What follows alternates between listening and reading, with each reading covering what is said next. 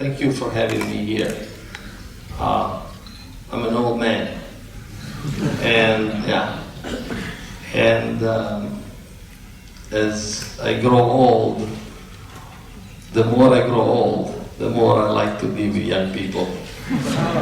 And one peculiar thing about China, which is not true about Europe, is that the kids are better than the father. In Europe, the father are better than the kids. Here, it's vice versa. You're getting better and better. And being here also, you have this Confucian thing that aging people got a lot of respect. So it's a great place to age, because you like to be with. I need to give you some background about us before I start. Maybe I'll break it down in two pieces, because many years of experience in doing international M&A. Mandarin has been the first China outbound ever created. We were born in 2006, so 2 years before CIC. We now have 1.3 billion euro under management, which is almost $2 billion in a Luxembourg fund, is a foreign fund. And we have been the first foreign fund, private equity foreign fund, funded by the Chinese government through China Development Bank and China Import-Export Bank in 2006. It was a complicated process. We have 4 offices in Beijing, Shanghai, Munich, and Milan. We have a few records. I mean, like in 2008, we did the largest Chinese acquisition in Europe, when we worked with Zoomlion to acquire Chifa. That was more than $500 million acquisition. We have obtained last year the largest offshore exit by a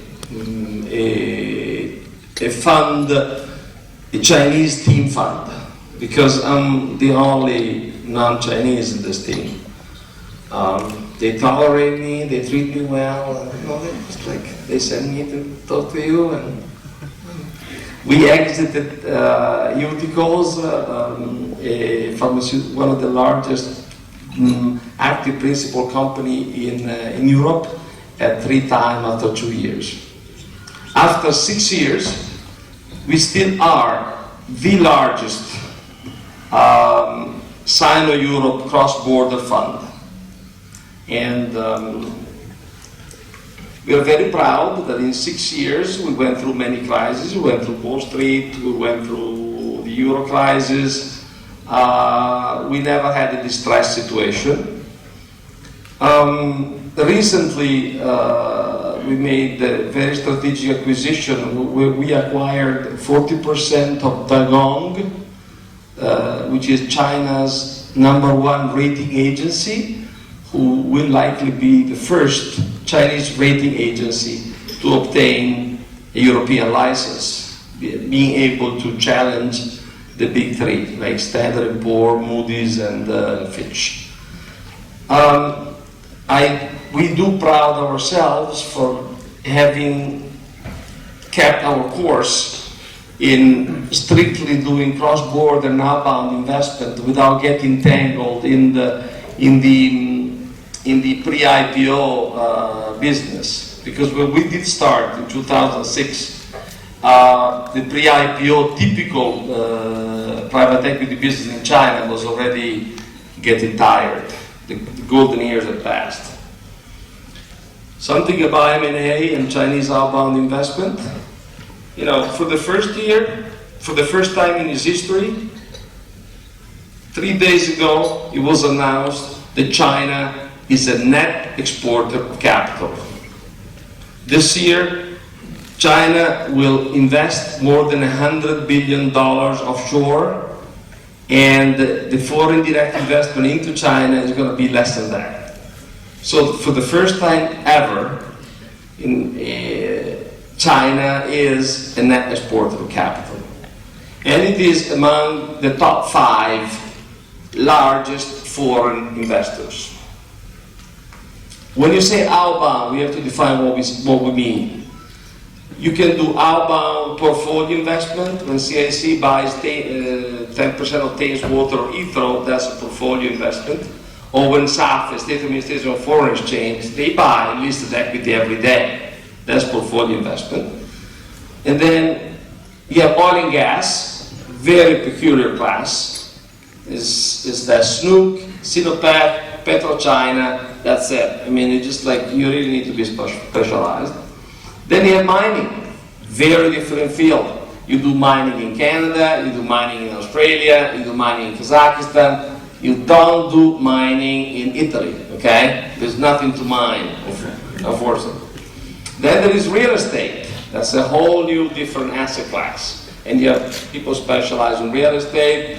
CIC put £1 billion into Canary Wharf, put another £500 million into commercial development in Australia. That's a different business.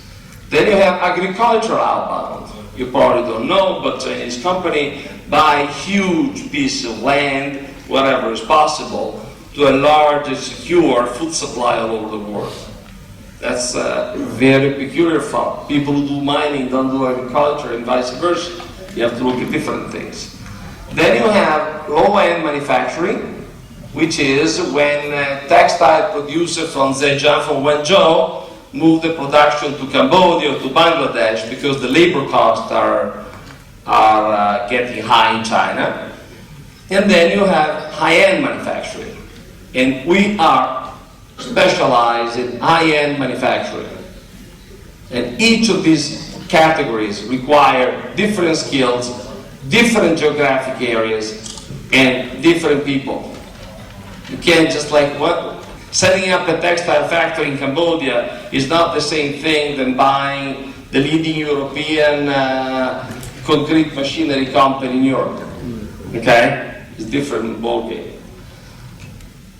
Merger and acquisition by Chinese company and private equity in advanced market is going to be a must for the next 10 years.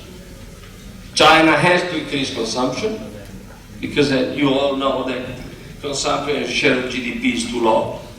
The simplest way to increase consumption is to increase wages, but if you do increase wages, you're no longer a low-cost country. So factories relocate. This is happening in Wenzhou, it's happening in Guangdong. So one way to escape the so-called middle income trap is to increase the value added of production, to increase the know-how, and so there are 2 ways of doing this. Through organic development, internal R&D, or acquiring know-how and technology wherever is available. In the world, there are only 3 markets, 3 geographical areas where China can theoretically buy high-tech and know-how and brands. And they are Japan, USA, and Middle Europe. Now, let's go down to the point. Japan, for the time being, I understand is out of discussion. But Japan has been out of discussion ever since. Nobody's ever been able to get into Japan anyway. Okay? It was out of discussion in the 70s, Japan was closed, and now it doesn't seem that it's going to be very receptivity for Japan to receive the Chinese investment. With the US, yes, there is a lot of Chinese investment, industrial investment going into the US, but it's under the screen. It's not really high-tech. It's a lot of startup in Arkansas, in South Carolina, those places, because you probably know US people don't like to sell high-tech to China. I mean, you don't need me to tell you that story. So the only real market open for China outbound acquisition of advanced companies is Europe. But a very peculiar part of Europe, because Eastern Europe, Now tell me when to stop, because I can't go on for like tomorrow morning. Eastern Europe, not much value. I mean, it's all been wiped out after the Berlin Wall came down. It's all multinational investment. There is no much, it's all multinational owning the technology. Western Europe, I'm talking about France, Spain, England, is a very service-oriented economy. Service represent not even 10% of GDP. And most of the industry in France, the big one, state-owned, not much to buy.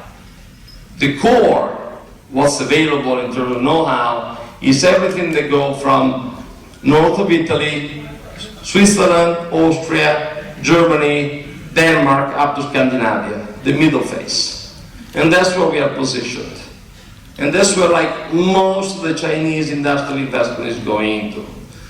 Now, you want me to stop? Because, you know, there is, you know,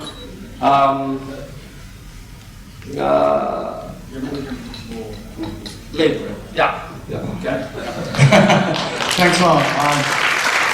So if you want to outbound investment, you may consult Alberto in the future. I also want to mention in Changchun we have offices in London and New York, and our strength is to help Chinese entrepreneurs to